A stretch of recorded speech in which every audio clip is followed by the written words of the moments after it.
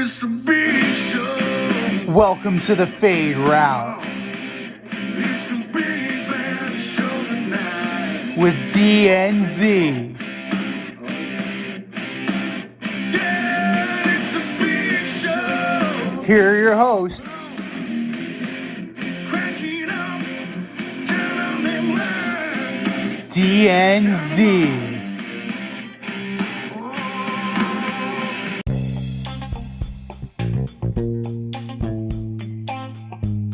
Welcome to this week's episode of the Fade Route with D and Z. I am D. I have a great show for you tonight. We're going to chat about the NFL draft, the top baseball teams in the league right now, and Ryan Tannehill turns down a big leader role. But we'll begin today's show with one of the unwritten rules in basketball being broken. Gary Payton Jr. was whacked by Dylan Brooks last night as he attempted an open layup in the first quarter. Gary Payton Jr. fell to the ground awkwardly, fracturing his elbow, and Dylan Brooks was ejected from the game. Ja Morant went on to score 47 points with his primary defender out of the game, and the Grizz beat the Warriors 106-101. After the game, Steve Kerr said Dylan Brooks broke a code in basketball when he whacked Gary Payton Jr. Most NBA veterans agree with Steve Kerr. How do you feel about the Dylan Brooks foul? It was definitely suspension worthy. It's definitely a cheap shot. You have Gary Payton Jr. going in seemingly uncontested, and then Brooks coming in from his blind side and hitting him with a clothesline that would make Fred the Hammer Williamson blush. Now, Payton goes down, breaks his elbow, and yeah, he's done. He's the primary defender on Ja Morant, so that is a clear advantage now, because your primary defender on Ja Morant is now gone. You need to make a few adjustments. There's, the difference between a hard foul and a dirty play. You can foul hard without being dirty. And we've seen plenty of instances of players going up in the air and then just whacking at people. And that is dirty, especially if you don't know where they're going to land. If you're altering the plane of their path, if you're altering their flight path, that is a problem, because what's going to happen? Like, you don't know where this player is going to end up and how they're going to land. So for me, completely dirty play. Brooks should be suspended, rightfully so. And I don't think it's going to matter as much in the grand scheme of the series. I still think the Golden State Warriors, I think the experience of the Warriors is going to pan out in the end, but it's definitely going to be a little bit sweatier now that Gary Payton is no longer able to play. Well, I mean, could you imagine if this was Steph Curry? Could you imagine if this was Klay Thompson coming off an Achilles injury and an ACL injury? Could you imagine if this was Draymond Green, who had been kicked out of Game 1? Mm-hmm. I think it's a huge problem. And I think Commissioner Silver needs to get on the phone and talk with both teams before Game 3. Because we've had ejections in Game 1 and Game 2. And now Gary Payton Jr., a promising player who worked his ass off to get to this point where he's a starter defending the best player Memphis has to offer. And now he's out possibly the rest of the season, maybe even 6 weeks, because you couldn't give this guy a layup. Like, I just think it's wrong on so many levels. Forget about the unwritten rules. It's like the guy was gonna score a layup. It's the first quarter. It's the first quarter. He's not setting the tone. You're not on the road. And it was just unnecessary. And now it alters this series. It really does. And it cheats basketball fans out of seeing both teams at their peak, right? Because let's be real, Dylan Brooks is a good player. Mm-hmm. Now we had to not see him for the rest of the game, and then the Warriors lost probably one of their best defenders. So both sides lose. I agree with you. He's got to be suspended at least 1, maybe 2 games. And forget about the nonsense. Like, he didn't know. He knew what he was doing. You can't say that. You can't say that. You can't take a shot at a guy like that going up in the air as high as he was and know how he's going to handle it, how he's going to land. I mean, that's you can't. Not a whack like that, Z. Not a whack like that. No way. You cannot in any good conscience say that the intent wasn't there. The intent clearly was there. Grab his arm. Grab him.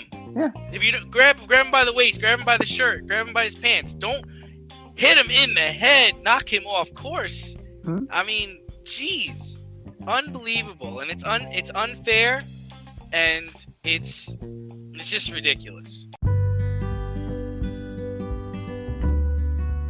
Avoid messy accidents. Get better stopping power with your brake pads. Callahan brake pads. You never know when you'll be driving in the road and there will be a truck tire that you need to avoid and save your family. Callahan Auto. We really care about what's under your hood. But, you know, that we had to bring that up at the start of the show, stealing from the real headline of the weekend or last week, where the NFL draft happened. And New York media enjoyed declaring the Jets and the Giants winners, while the Steelers, Falcons, and Titans drafted their quarterbacks of the future. What were your takeaways from the NFL draft? A lot of wideouts. Yeah. A lot of wideouts taken early on. I mean, start in the top 10, right? You start with Drake London out of USC going to the Falcons. Garrett Wilson going to the Jets. Olave to the Saints. The Lions trading up to get ahead of the Eagles to take Jameson Williams.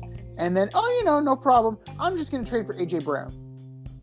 The Eagles just trade for A.J. Brown because Jameson Williams was off the board. I find that, that is amazing. Treylon Burks is another one from Arkansas, another wideout that people are high on. And ultimately, the guys that went were they were slotted where they were supposed to be. Stingley was a fringe. I don't know if most people had him number 3 on their board to Houston, but Houston certainly did. And I don't know. I think that's a little bit of a stretch, but that is the pick that ultimately set the wheels in motion for the Jets and the Giants to get exactly the guys they wanted. The Jets got Sauce Gardner. They needed help in the secondary. They got help in the secondary. The Giants went Thibodeau first and then Evan Neal. I thought that was interesting because I would have expected Carolina to take Neal. Instead, they went with Ekwonu out of NC State. So that allowed the Giants to get the guy they wanted, get the guy Giants fans wanted in Evan Neal.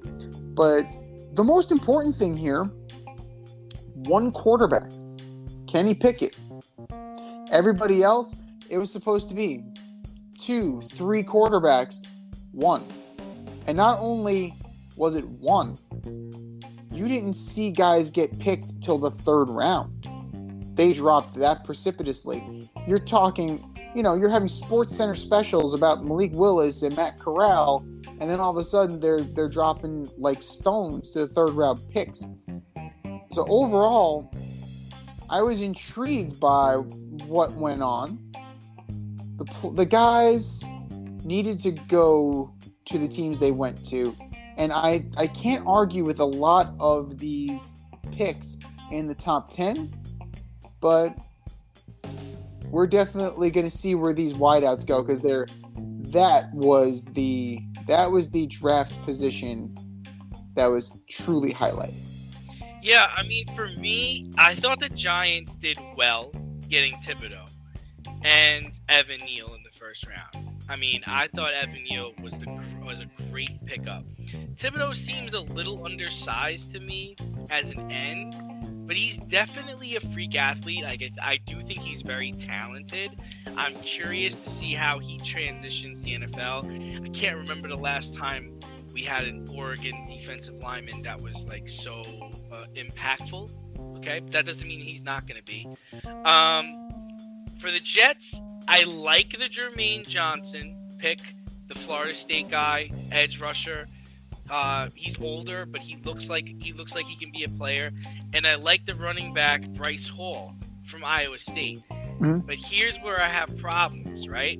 Now, you were saying that you didn't see, Stingley going to Houston. But to me, that raises a red flag, right? Mm-hmm. Gardner is the number one prospect, number one corner, right? Supposedly, or at least top 2, top 3. And you got a guy like Lovie Smith, who's the coach of the Texans, and says, you know what? This guy's Stingley, let's get him. And Nicholas Caserio, who's the general manager of Houston, they're all on the same page on that. That makes me nervous, right? The other problem I have is his name is Sauce Gardner. Like, why is your nickname Sauce? It's so silly. And he's a good player. I've seen him. I get it. He's a good player. But is he number 4 overall good? Like, we got to remember that cornerback Ross, who went to the Giants, was picked in the teens. Darrelle Revis was picked in the teens. You're taking a guy number 4? That's Charles Woodson status, man. Like, Charles Woodson was taken number 4. Is he Charles Woodson? That's the problem I have, is I don't know if he's that good. Could you have traded back and still got him? Or got a somewhat good version of him? And again, it's all about your division, right? It's like, okay, he's going to go and take away Tariq Hill. He's going to go take away Jalen Waddle. He's going to go take away Stephon Diggs. Is that how we're playing defense, Salah? Is that what really we're expecting out of this guy? The other thing is what's this guy's name? I like Jeremy Ruckert. I like a tight end from OSU. He could become really the best tight end the Jets have had in like the last 10 years, right? I mean, he could become that way. But Garrett Wilson at 10 overall, you're telling me you couldn't get on the phone with the Titans and get A.J. Brown? You're telling me that you didn't want to trade that for Tyreek Hill? That's the problem I have. I just don't see it. If you're going to draft a wide receiver in the first round, he's got to be over 6 foot tall, right? I think this guy is 5'11", 5'10". Maybe on paper he's 6 feet tall. What's the projection for him? What's his ceiling? What are first round wide receivers under 6 feet tall that ended up becoming first round worthy? What are we talking about? Like Brandon Cooks, DJ Moore, Percy Harvin, Santonio Holmes? Is that going to be good enough? Is that what you want out of this guy? I mean, he's not a Larry Fitzgerald, right? Are we hopeful that he's a Jamar Chase? He just comes out burning people like Jamar did last year. So listen, right? It could happen. I mean, listen, it's a crapshoot. We don't know. But what I do know is I think after you have a draft like this and everybody declares you the winner, everybody's saying, "Oh, you did great. You've got all the right players," right? Now it's up to Zach Wilson, right? It's like he now needs to be the guy. And if he's not, everybody's getting fired and it's all just a failed experiment. Well, the whole premise of this was to get additional players around him and bolster that defense. So they definitely succeeded in that regard. Now, as far as undersized wideouts who made good careers for themselves, Steve Smith, Carolina Steve Smith. Was he a first rounder though? Not a first rounder. I'm talking but about first rounders. Like I get you could draft Edelman's, Amendolas. You could certainly draft those guys. But first round, number 10 overall, that's like Larry Fitzgerald status, man. That's like AJ Green status. You know? I don't know if that's that. And I can't remember the last time an Ohio State wide receiver really blew the doors off of anything. I'm not trying to shoot this guy down, and he could go on to have a terrific career. I'm just trying to play the other side of the coin here, and the truth is the truth. You know, that's all I'm trying to say is he really gonna be that good? Now, if they got London at 10, I'd be like, okay, yeah. I mean, this is a USC kid. I think he's 6'4", 6'3". Okay, right. This guy's 6 feet tall, 5'11". I mean, yeah, I guess. It's hard for me to get excited for that. Yeah, I mean, if you're looking at overall position rankings, Garrett Wilson was actually rated higher than Drake London, not only in terms of overall, but at position rankings as well. So he was overall, London was number 2. So it is a crapshoot. It depends on the system that you're going to be in. Right? London is walking from Marcus Mariota is your quarterback, and the only saving grace for him is that he has Kyle Pitts flanking him. Yeah. And then Ridley will come back, you assume, next year, which makes them a pretty dynamic team if they're able to, if they believe they've drafted, you know, their quarterback of the future in, what's this guy's name? In, I don't have it in front of me. Oh, Desmond Ridder. And then you go and you get a running back and you start building up defense, you might have something. I would have liked to see the Jets get an offensive lineman at 4, honestly. And I would have liked to see them, you know, be a little bit more creative, like, you know, the Ravens and the Eagles were, or the Cardinals and Eagles were. We love youth sports. Not only do they get the kids out and active, but they teach the necessary skills of teamwork, sportsmanship, and fair play. One organization that we are proud to partner with is Ossining AYSO Soccer. Their mission is to develop and deliver quality, player-centered youth soccer programs that promote a fun, fair, family environment where everyone is welcome and everyone plays. If you have a child between the ages of 4 and 18, registration for the Fall 2022, Spring 2023 season opens April 27th with an early bird special. Sign up before June 15th for only $175 per child. For more information, to sign up, or to volunteer as a coach or referee, go to ayso201.org today. The more volunteers, the more children can enjoy the youth soccer experience with Ossining AYSO. That's ayso201.org. More soccer for more kids. ayso201.org. Visa and MasterCard payments only.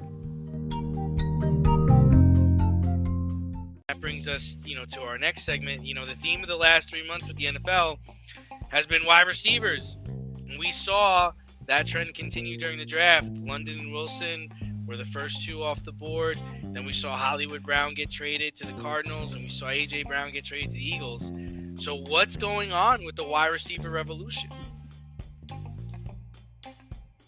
Wide receivers are talking out of their in terms of age. Well, he recruited Julio Jones to go to Tennessee, which I find very, you know, I find hilarious. And then he runs his way out of town. Now, it is very interesting to me. 4-year, $100 million contract with the Eagles. It's $57 million guaranteed for A.J. Brown. Now, A.J. Brown's good. I'm not going to dispute that A.J. Brown is good. But is A.J. Brown in that system with Smith, with Hurts? Like, is this going to be a dynamic offense? I'm not sure. I'm still not sold. You know, I Well, get their buddies. Well, it has to be, right? It has to be, right? Well, no, it doesn't have to be. That's the thing. It should be. For this to be a success, it needs to be. But just because these guys are, what did we say about the Titans once they got Julio Jones, right? Jones, Henry, Brown. That was supposed to be a dynamic offense, but Ryan Tannehill is still their quarterback, and Ryan Tannehill ultimately didn't deliver the goods. So yeah, but say what you want about Tennessee, they did win their division. They were weren't they the number 1 overall seed? They were the number 1 overall seed, but I mean, if you look at AJ Brown, 5 touchdowns, less than 1,000 yards in 13 games, 63 receptions. That's an underperforming. That's an underperforming player. Well, he also, I mean, I agree with you. I mean, he got hurt. I mean, and that's kind of what I understand Tennessee's point of view, right? It's like, dude, you were hurt last year, and we won without you, and we won without Derrick Henry. So it's like we're not gonna extend you and pay you all this money. You know, we can get Corey Davis type player to do what you did. You know, so I get where they're coming from, but I also get where the Eagles are coming from, right? Because with the Eagles, they're like, okay, we drafted Jalen Reagor in 2020. That was a mistake. We've got our quarterback of the future. Where we are in the Phillies' mind, they feel like, okay, we're a wide receiver away from winning our division. It's like we can cut the bullshit and go get AJ Brown right now, and we're gonna find out if Jalen Hurts is our guy.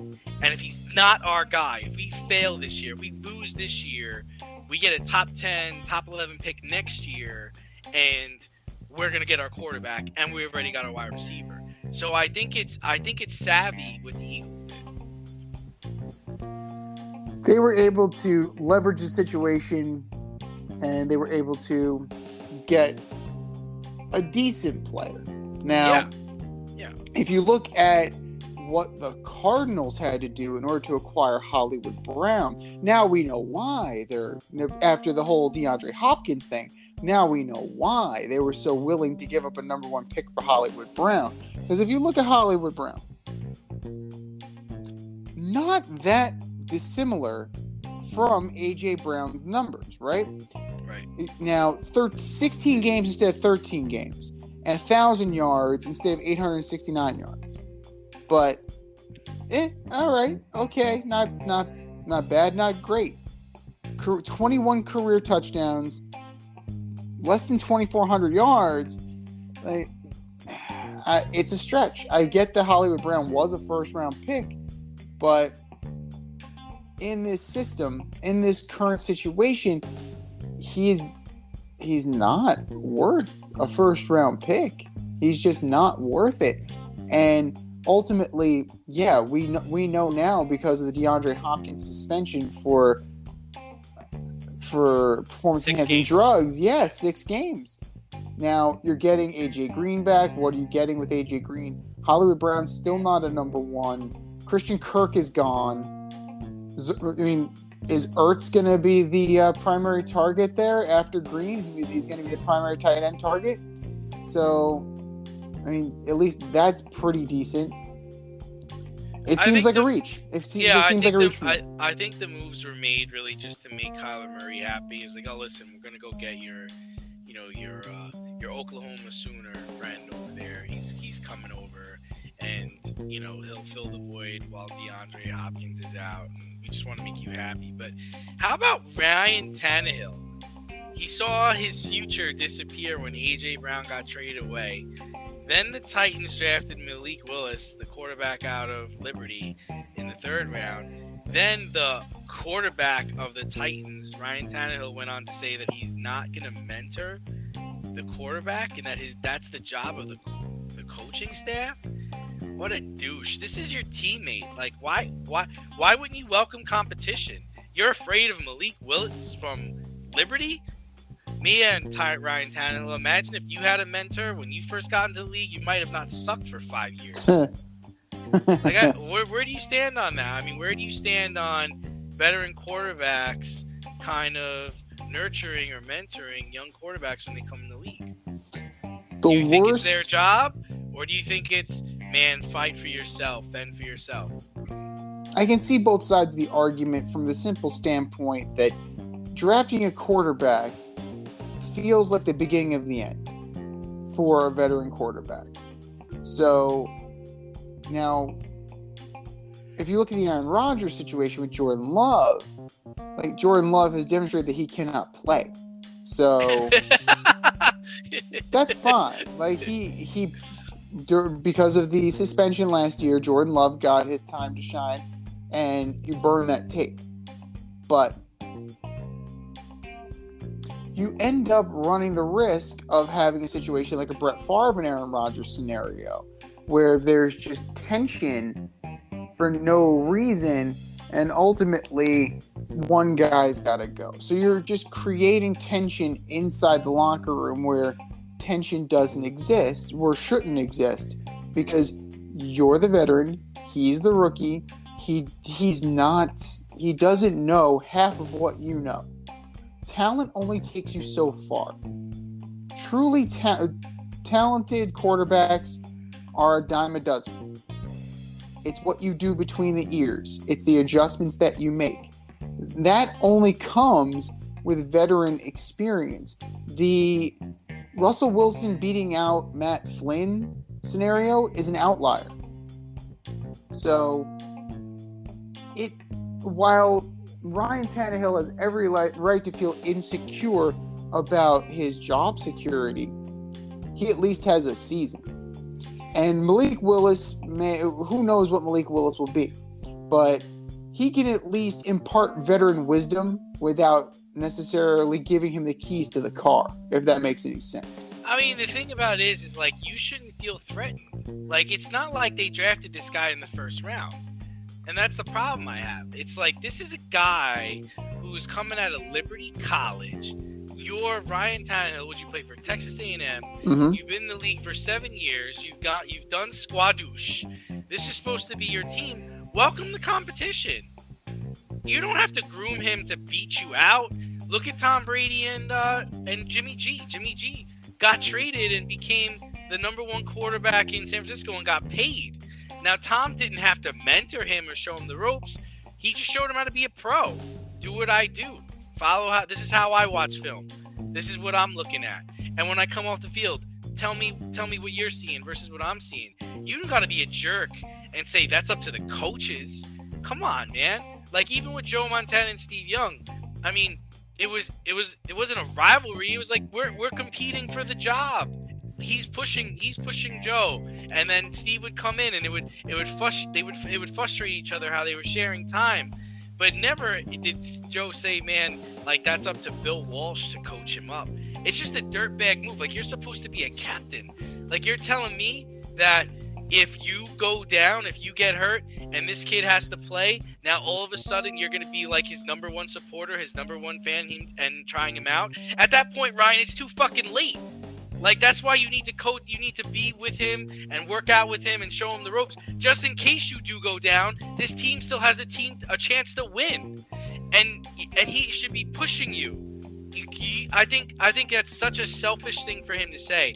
It kind of reminds me of when, like, Matt Castle went to, I think he went to Denver. No, it wasn't Matt Castle. What? Who was it? It was somebody. I forget, but he was saying that, I'm not going to be like Tom Brady. I'm going to be my own player. And it's just like, dude, why are you saying that? You should try to emulate that player. You should try to be like that player. I don't think it was Matt Castle, but you should, that's the whole point of being on a team with a superior player. Like, as Ryan Tannehill, as mediocre as Ryan Tannehill is, he's still been a starter in the league since 2012? Like 10 years? He's a 10-year pro. Act like a pro, dude. And you haven't won since you've been in Tennessee. They should want to move on from your silly ass. I think you're thinking of Matt Castle when he went to the Chiefs, when he had that big money payday. But maybe. I think I'm thinking of that. Or Brock Osweiler. Brock Osweiler. That was the guy. Brock Osweiler. Right, and he wasn't talking about Tom. He was talking about Peyton. I think that's what it was. And he was trying to say, "Oh, I'm going to be my own guy." Look where Brock Osweiler. Look where he ended up. Yeah. So it's one thing to talk about; it's another thing to do it in time. And ultimately, Ryan Tannehill. We've said it a million times. There was a lot of potential there, but potential in 275 gets you on the bus. So that's the thing. He's been an underachiever his entire career. He is now on a team that is underachieving, and he is the head of that.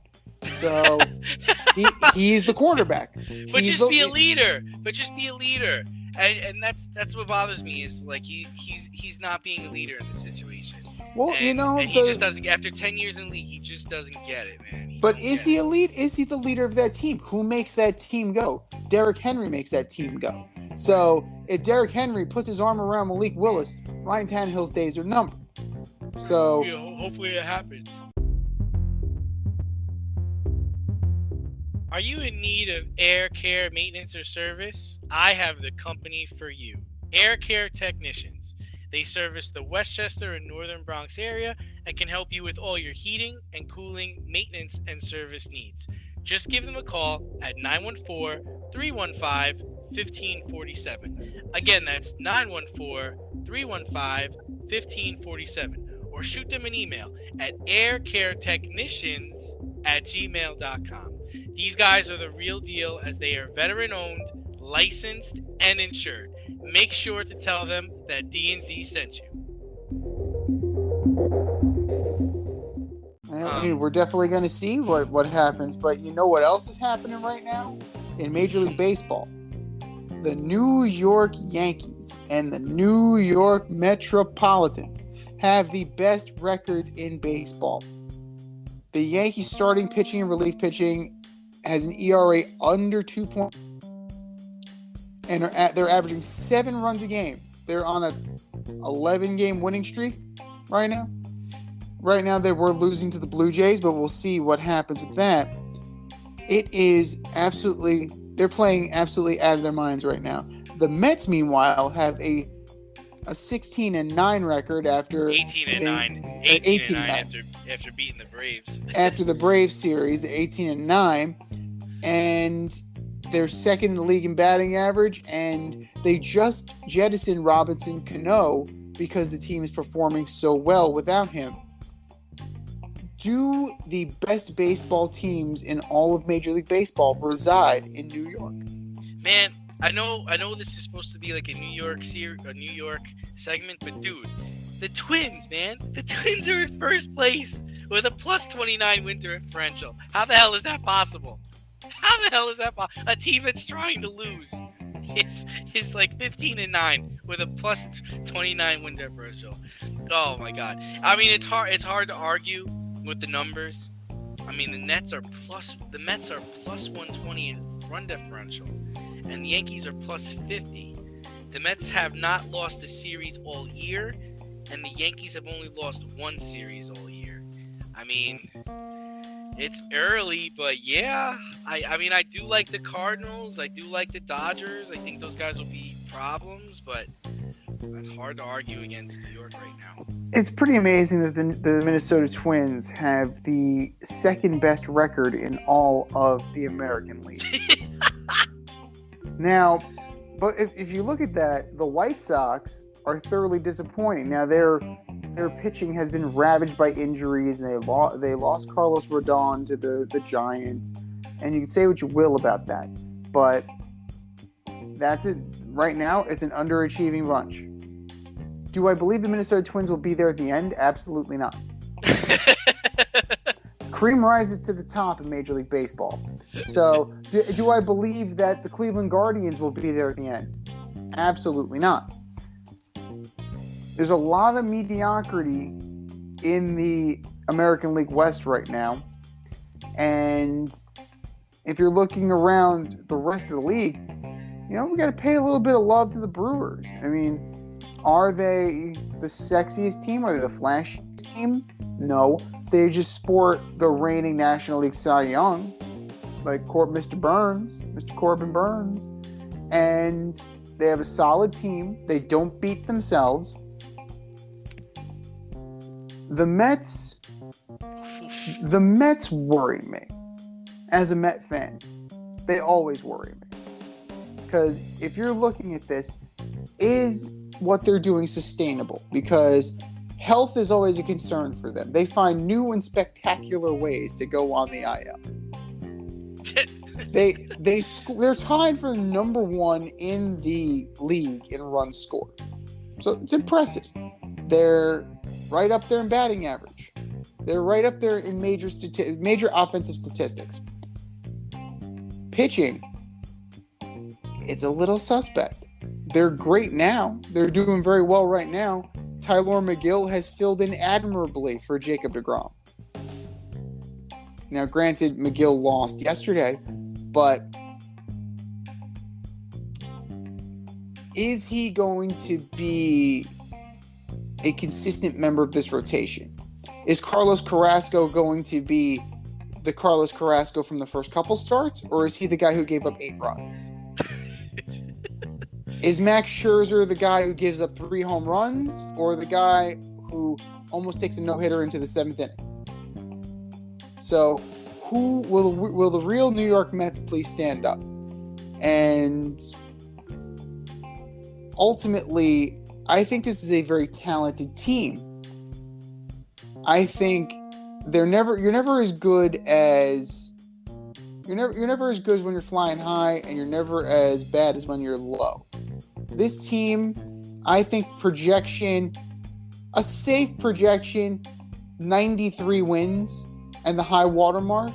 I'm not going to say it's a runaway, 9,800 win team. 93 wins, I think, is more than enough. And as far as the Yankees, it really surprises me. It surprises me how well they're pitching, considering who they have. Garrett Cole has been rocky. Jameson Taillon has been rocky. Nestor Cortez has been their best pitcher. Who? Nasty Nestor, who was pitching tonight. It's very telling to me that the Yankees are getting contributions from some unsung heroes here. And that offense, it's getting better. It's still not where it needs to be. It's still not where they hoped it would be. And it is very interesting to me that both teams haven't even scratched the surface of how good they can be. And that is going to make for a very fun summer in New York. Well, I think the Yankees right now are benefiting from how well Severino's playing, right? Mm-hmm. I mean, they didn't expect him to come back and be really the number 2 that this team was needing right now. And they're smashing the ball exceptionally well, and you can't compete with that. They're putting the balls in play. The bullpen has been decent, right? So they're shutting people down. They're not blowing leads. They're not blowing games. Chapman's shutting people down, and they're playing. They're playing pretty good talent. And Anthony Rizzo is just unbelievable how well he's playing. So no surprise there. To me, the Mets are surprising. I don't know where it's all coming from, but they seem to not be missing a stride with Syndergaard gone and Dom Smith playing terrible. I still don't see how that guy's any good. Pete Alonso's just run of the middle of the deck really. Lindor is having a better year this year than last year, but still not the Lindor that he paid for. They played the Braves. They tied the Braves. It was a 2-2 series. They combined to no-hit the Phillies right last week. And I thought the Phillies were going to be smashing the ball, but the Phillies seem to have a pitching problem and a bullpen problem that's good God awful. Their bullpen has been terrible for years now. The Nationals are the Nationals. They're okay, and the Marlins are the Marlins. They're okay. So, they only have to be better than the teams in their division. So, I think they have a chance to keep this going for a while. I mean, the Dodgers are star-studded, so you can't count them out. And, of course, the Giants somehow put a team together and are playing well. Padres are star-studded. These teams may not be there now, but they're going to be there at the end. They absolutely will be. And you know what? Another team that we were kind of scratching our heads at, the Colorado Rockies. 3 games above 500 right now. Clearly, the team is a little bit better off than they are. Now, will they be there at the end? Absolutely not. Chris Bryant is hurt right now, but credit where credit is due for the start that they're on. Same thing with the Angels. The Angels are 15-10. Do I fully expect the Angels to be there at the end? No. Why? Because I don't expect Mike Trout to be there at the end. I mean, Mike Trout is coming due for his annual injury, and he will not be there at the end. So, I'm not saying we're destined for a Subway Series, but we definitely are going to have playoff baseball not only in the Bronx, but also in Queens. They are, as of right now, both head and shoulders above the competition, not just in their division, but throughout most of the rest of the league. I mean, the Mets played the Cardinals well. The Mets are, they beat the Diamondbacks. I mean, the Diamondbacks are terrible. You beat who's on your schedule. The Yankees, they're playing the Blue Jays tough right now. They draw the Rangers this weekend. So, stranger things have happened where the Yankees could not beat the Baltimore Orioles, right, at any given point. Who says the Rangers can't pull that off as well?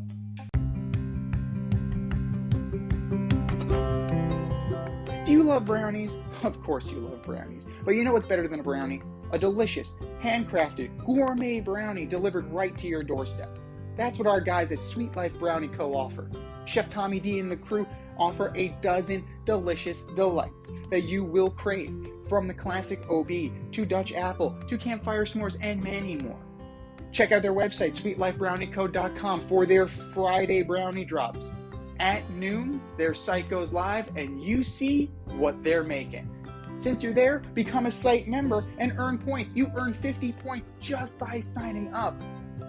Make sure you follow them on Instagram and Facebook too, at sweetlifebrownie_co, for the latest updates and their latest releases and creations.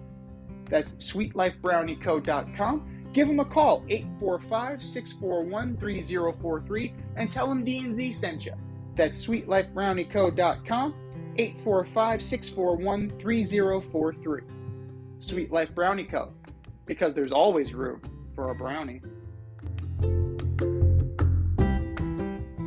Now, we are also in the second round of the NBA playoffs. It is May, after all. And a few teams will be playing without their star players. You've got you have the Heat without Kyle Lowry. You have the Celtics without Marcus Smart. You have the Sixers without Joel Embiid, with that nasty orbital bone injury and that concussion. And then Chris Middleton still out for the Bucks. And now Gary Payton Jr. out for the Golden State Warriors. And now Gary Payton Jr. out as well. So which one of these teams could be in trouble? My answer is going to surprise you in this. I actually think it's the Celtics. I think Marcus Smart is their point guard. He's their second best defender, and there is nobody on the team that could make up for his point production, his attitude, and his defense. And the Celtics are gonna need him if they're going to beat the Bucks. I mean, that series looks like it's headed towards 6 or 7 games. Well, I mean, we'll see how it goes. He is the heart and soul on defense. He is the stopper. He definitely provides that effort, that energy that you want. And he gets under other players' skin, which is really a nice benefit and a nice tool to have. For me, I'm going with Joel Embiid. Joel Embiid is that offense right now, right? James Harden right now. The rotting carcass of James Harden. Exactly. He's not the guy you thought he was when you made that trade. You thought, hey, I'm going to get rid of Ben Simmons. This is going to be great. I don't have to worry about that headache anymore. And I'm going to get my 30, 10, and 5 from James Harden. He couldn't even blow by Tyler Hero last night. Nope. 2 nights ago. He couldn't even get by him. He is certainly not where you want him to be physically. That's not good enough. Harden has to be the guy. And if he's not physically capable of being the guy, then they're going to need to put like a Phantom of the Opera mask on Joel Embiid and tell him to get his ass back out there. And Joel Embiid is not the poster child for health anyway. So, we thought that the Sixers are definitely in trouble. We thought he was playing possum, in Houston, and we thought he was, just wanting out of Brooklyn. But it looks like Harden is really just done. It's crazy to say. I mean, it's possible. I mean, stranger things have happened where players just dove off a cliff. I mean, we saw it with Carmelo. But Carmelo just flatlined for the better part of a couple seasons. And he's just starting to come back around. Like he had the season with the Blazers and parlayed that into a deal with the Lakers. But for a while there, Carmelo Anthony was a lost cause. So it's definitely, it's more common than we think in basketball for a great player to just be done. You only have so many games that you can play, only so many minutes, only so many bumps you can take, only so many times you can drive to the hole. Eventually, everybody gets caught up to. But if you look at it, the Heat have enough that I think they can withstand the loss of Kyle Lowry, at least for a little bit. Jimmy Butler has enough will that he can will that team to a series win. I mean, Middleton is a nice Robin. He's a good foil, but as long as Giannis isn't hurt, the Bucks will be fine.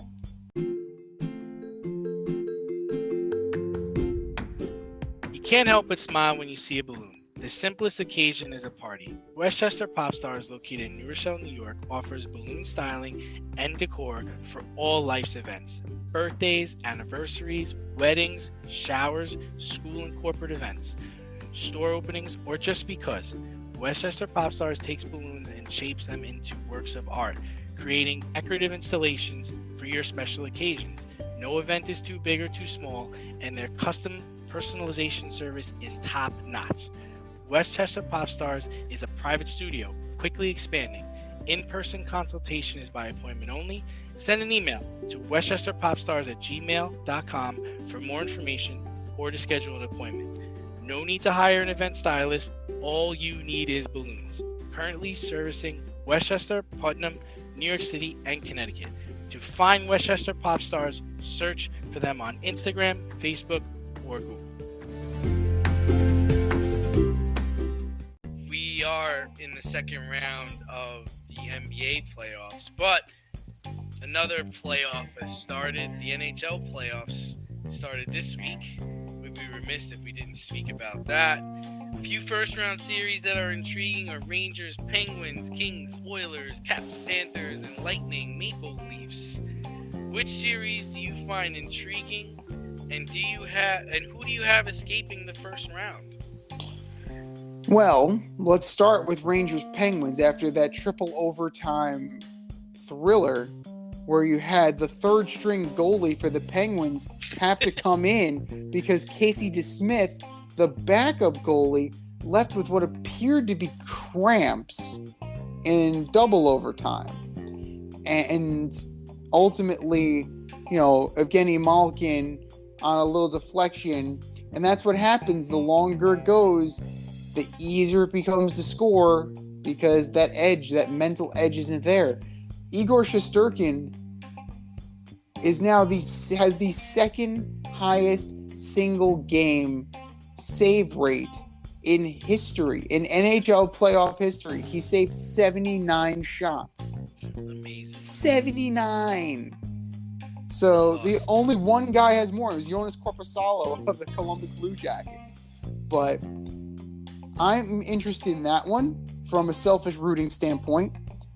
I'm interested in Lightning Maple Leafs from the simple fact that it's shit or get off the pot time for the Maple Leafs. Like, I'm sick and tired of hearing about Matthews and Marner and Tavares. Shit or get off the pot, boys. You're going up against the back-to-back reigning defending Stanley Cup champions. It's time for you to show up and show out. And speaking of showing up and showing out, Connor McDavid, Leon Draisaitl, you guys better fucking show up too. So I'm looking at the Oilers and I'm looking at the Kings. And you know what? I believe the Kings already are up 1-0 in that series. So way to go, Edmonton. Don't tell me that Connor McDavid is the next one when he can't even get out of the first round of the playoffs. Yeah, I mean, well, like you said, the Rangers and the Penguins played 6 periods last night. But, I mean, I'm definitely paying attention to the Rangers-Penguins series just because I'm a Ranger fan. Penguins walked away with a 1-0 lead. I'm curious also to see if the defending champs can repeat. I want to see if if the Lightning could take out the Maple Leafs with their number one scorer on the other end. So those are really the two series that I'm looking forward to. I have the Avalanche advancing out of the first round. They're just super talented. I think they destroyed Nashville. They put 7 goals on them last night, I think. Nashville is not where they used to be. No, Nashville is definitely. I love the Predators. I think Nashville is a great hockey town. I like the Blues over the Wild. I like the Kings over the Oilers, which would be devastating, really. I like Dallas over Calgary. I like the Caps over the Panthers. I think the Caps are my dark horse this year. Hurricanes are laying the stick to the Bruins right now, so I have them. Going to continue on to beat the Bruins' brains into that series. I'm hopeful for the Rangers, man. I'm hopeful, but losing the first game at home. I mean, game 1 can either go either way, right? Yeah. You just don't want to lose game 2. You don't want to be down 2-0. I think if you're down 2-0, 80% of the time, the team that's up 2-0 wins the series. So, gotta come back and bounce back from that one. And I want to see the Lightning advance. I just think it's going to be hard. 3 years in a row, their players got to be exhausted. So I think this is the year the Maple Leafs actually, advance and do well. I mean, we'll see about that. As far as like a dark horse, it's really hard to say because everybody who should be here is here. And I mean, if you are going to kind of pick an outside-the-box team to kind of be that darling, you probably need to go with the Kings, right? Like, the biggest upset would be the Kings over the Oilers. No, the biggest upset would be Lightning over the Maple Leafs. No, absolutely not. The Maple Leafs are loaded with talent. Don't buy into that. That is a bunch of crap. That is a bunch of Canadian crap that you are spewing. Absolutely not. So, the Kings, I mean, they're up and coming again. They hit the doldrums for a while. For them to take out the supposed best player in the NHL, like, that definitely says a lot. Bruins, allegedly. Allegedly. Totally. Bruins and Hurricanes should be a much better series than it's letting on. We're going to see. We got to monitor Panthers Caps because of Ovi. Ovi's been dealing with some injuries, but that team, you have TJ Oshie. You still have plenty of guys on that squad that can make it difficult for the Florida Panthers. And, the onus out of the Western Conference, it's got to be Colorado. Like, it has to be. Definitely. Colorado They're is loaded. They're too loaded. talented. They're loaded. Yeah, there are major changes need to be made if Colorado does not get to the Stanley Cup Finals. So they're not gonna. Okay. I think that Calgary has probably got a decent shot. Calgary, Alberta, Canada. That's right. Now, Calgary, Alberta, Canada, I want the Rangers in the Stanley Cup, of course. You know, being a Ranger fan, It's just a it treacherous is. road. It It's is. treacherous. You need to win 16 games against, first of all, blood friggin' rivals in the Penguins, the guys who knocked you out of the bubble, potentially in the Carolina Hurricanes, and then the two-time defending Stanley Cup champion Lightning. The Eastern Conference, that's going to be murderer's row, man. So if the Rangers make it to the Cup, the Rangers will have earned that shit. And if they win the Cup, the Rangers will have earned that shit and have exorcised the demons. And you know what? The Rangers need to exorcise some demons. Because we want the Cup.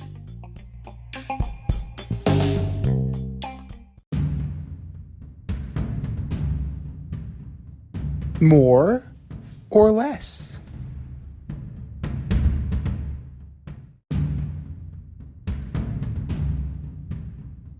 All right, boys and girls, you know how this goes. We have a statement, and it's either more likely or less likely that it's going to happen.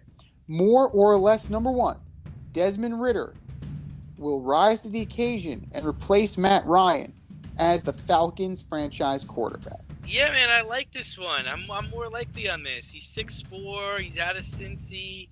He feels like he has something to prove. He was very serious when he got drafted. He seems eager to get started. The Falcons have weapons. They got Ridley when he comes back, in 2 years. You got Drake London, wide receiver out of USC, tall wide receiver. And you got Kyle Pitts, probably the best tight end in last year's draft. They're really just a running back away and a couple of defenders away in a division that is, all of it is going to be rebuilding over the next 5 years. I'm going less likely. I'm definitely going less likely because coming out of Cincinnati, you're not playing the necessary competition that is going to make you a better NFL prospect. Same problem that Malik Willis is going to have coming out of Liberty. You're not scheduling the quality teams that run pro-style offenses and defenses that are going to make you up your game. Desmond Ridder had a fantastic season. I'm not disputing that. Over 3,300 passing yards. You're looking at 30 touchdowns. Let's see what happens when he's not a man among boys. Let's see what happens when he actually plays guys that are bigger, guys that are faster, guys that hit harder, guys that are smarter and tougher. Now, you mentioned the weapons around him. I'm concerned about the offensive line. He's more mobile than Matt Ryan, but that goes without saying. I have a chair here. This chair is more mobile than Matt Ryan. But defense, are they going to be competitive on that side of the ball? Because if they're not competitive on that side of the ball, it doesn't matter what Desmond Ridder does. This team, he could very well have a 10-year career and be a fantastic compiler of stats and not go anywhere because the other players around him still haven't been built up. And that's been the bugaboo of the Atlanta Falcons. So I'm going to go less likely just based on track record of the franchise. More or less, number two, Trevor Story will replace Xander Bogaerts at shortstop. This is a tough situation, especially with Boston struggling right now. Story has a long-term contract, so I see Story being the guy long-term, so I'm going to say more likely. Well, Bogaerts is also a free agent at the end of the year, so they can certainly, just let him walk if they so choose. Right now, Bogaerts is certainly the better performing player, but like you said, they have so much invested in Trevor Story that it would behoove the Red Sox to make the move and just let Trevor Story be the guy. Now, Xander Bogaerts has been a great Red Sox. 291 career batting average, 142 homers, 3-time All-Star, 2-time World Series champion, 4-time Silver Slugger. His creds, his bona fides, they are impeccable. His resume in Boston is excellent. But he may have priced himself out of the market, and the acquisition of Story may have sealed his fate there. But the money talks, and Bogaerts is going to walk. More or less, number 3, the Cincinnati Reds will lose more than 110 games this year. Jeez, they're awful. They're currently 3-20 with a -68 run differential. Need I say more? I'm going more likely. I mean, it's awful. It's just Brutal. it's awful. Let's go. I mean, granted, a lot of these guys will not be there at the end of the year. Let's be real. But Buck Farmer, Luis Cessa, Jeff Hoffman, Tyler Mahley's probably going to get traded. Hunter Green is their top prospect, so he's not going anywhere. But, he's probably going to be like, what the fuck am I doing here? The immortal Art Warren. Artie, good for you. And then, Tyler Stevenson. They found the rotting corpse of Brandon Drury and Colin Moran. Mike Moustakas is probably going to get dealt at some point. And Tommy, I want to fight everybody in the world, fam. Like, where are the... Somebody tell me, please, where are the wins coming from? And with this rotation, in that ballpark, it is going to be a long summer. The ball flies. Gonna need a rocket up his ass to catch this one. Oh my God. Back goes Serrano. And again and again and again. Christ, I can't find it. Oh. Post games brought to you by Christ, I can't find the hell with it. But I just don't see where the wins are coming from. And, any veteran here who has a pulse is probably going to get traded. And not for anything good. So it's amazing. We're going to see. Luis Castillo is probably going to come back and immediately get shopped.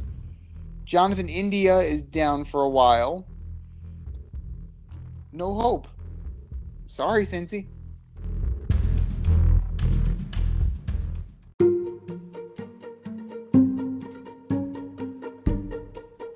The Fade Store presents the Alleged Superstar of the Week Award.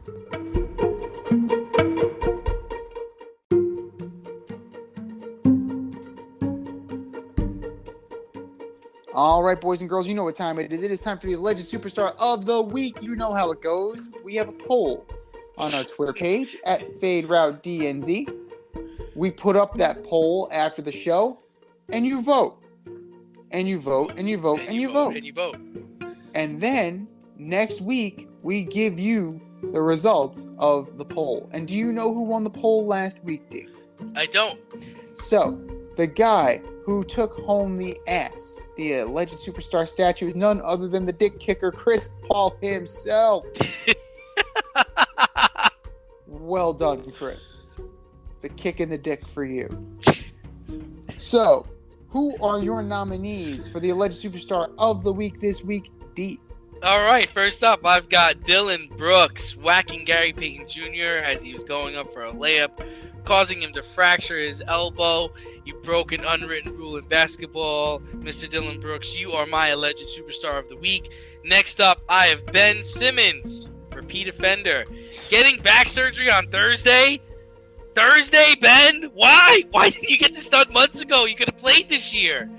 Ben Simmons, you continue to be the alleged superstar of the universe. And last, and certainly not least, the Cleveland Browns. You don't trade Baker Mayfield. You have lost all leverage going into the season. Cleveland Browns management, you are my alleged superstars of the week. What do you have, Z? All right, so we're sticking mostly to football, but we're going to start with Ryan Tannehill. Ryan Tannehill, you claim to be a leader on this team. You claim to be a quarterback. You claim to be the guy. And yet, you're not going to pay it forward. You're not going to mentor a guy in Malik Willis who is not an immediate threat to your job. At least, not immediately. He's coming from a small college. He's coming from a program that doesn't give a lot of NFL prospects. It doesn't give a lot to the league. So there's an awful lot to learn. And you big time this kid. For what? Ryan Tannehill, you are my alleged superstar of the week. DeAndre Hopkins, for testing positive for a performance-enhancing drug. Not just any performance-enhancing drug, but a beaver tranquilizer. What? Why a low-grade one, too? It's like, I don't even know what that means. Like, why? If you're going to use something, make sure it's a high grade. Like, I don't know. Maybe that's just me. Maybe I have a more standards. I have higher standards for my beaver tranquilizers. But DeAndre Hopkins, you are my alleged superstar of the week. And last but not least, the NFL. You're back again. The schedule's released. And we're back in Europe again. And not Together again. And not even London, right? Oh, you're in London. The Giants are playing the Packers in London. But Germany, really? Are you kidding me? Like, why? It doesn't work. It does not work. It didn't work when NFL Europe was there. It did not work. It's not working with the London games. It's just not a good idea. Stop.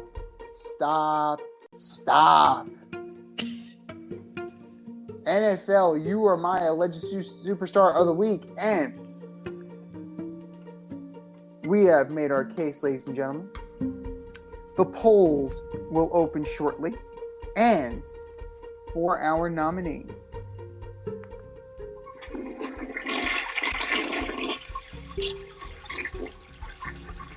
just do better, boys. Just do better.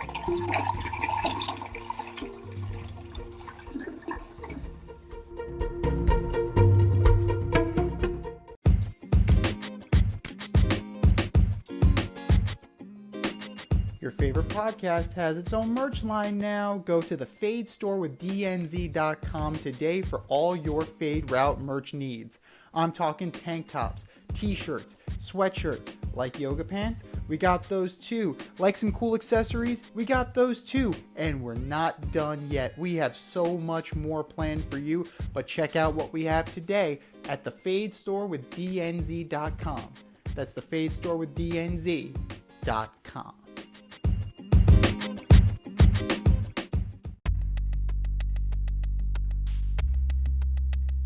Order up!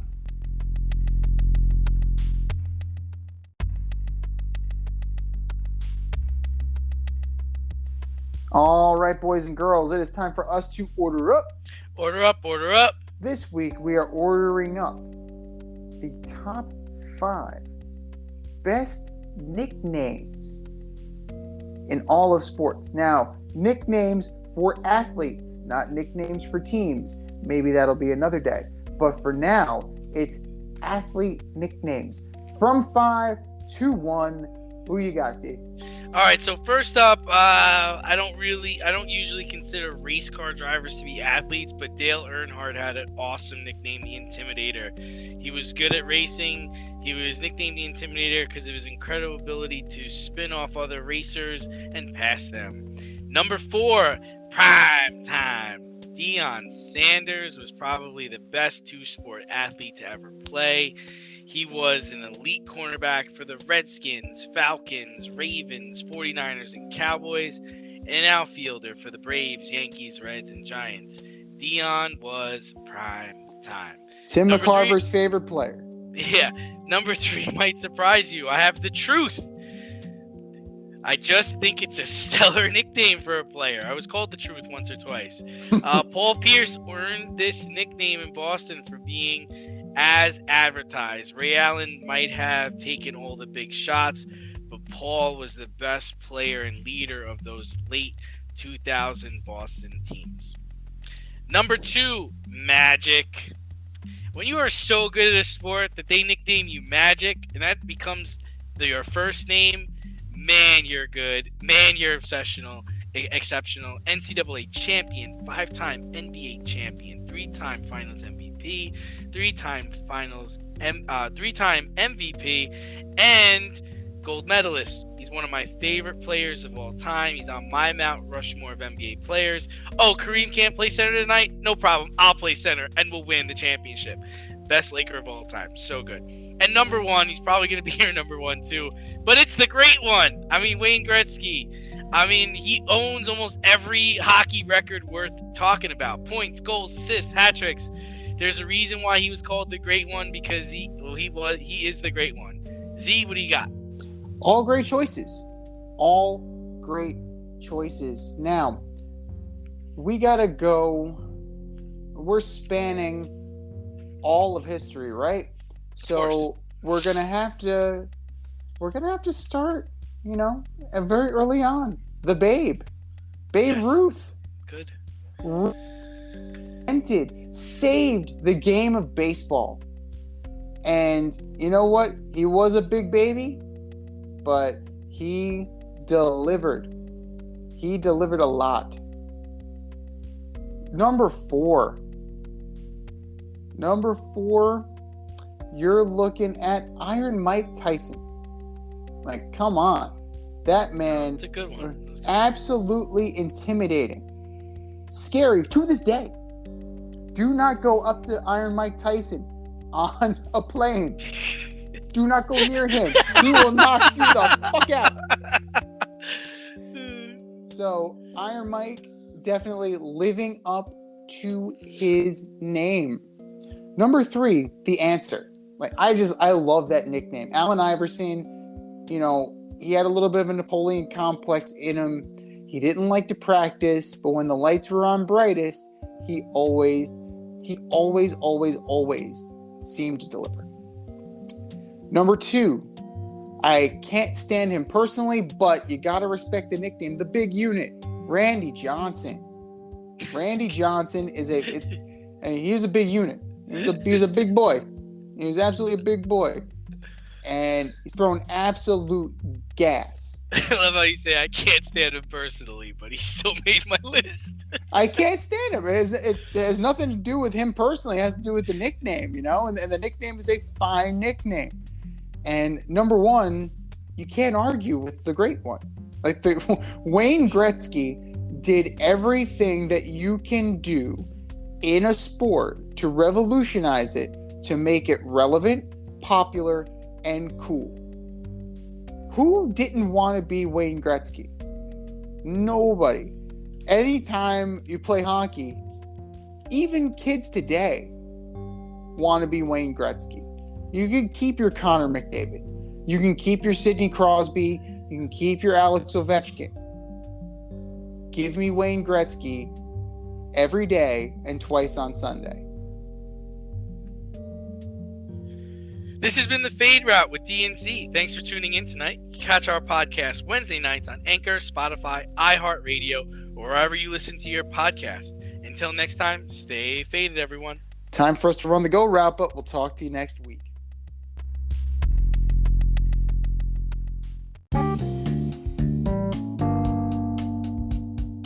If you want to get on the action, we want to hear from you. Hit us up, faderoutemail@gmail.com. Slide in our DMs on IG @FadeRoutePodcast. Drop us a DM on Twitter @FadeRouteDNZ. Comment on our YouTube channel, The Fade Route with DNZ. Questions, comments, picks, segment suggestions, you name it, We want to hear from you. Get at us, in crowd. Thanks for listening to this episode of our podcast. If you like what you heard and want to hear more, be sure to like and subscribe on your favorite podcast platform. Rate us 5 stars, leave us a review, turn on subscription notifications, and tell your friends. Spread the word, spread it wide.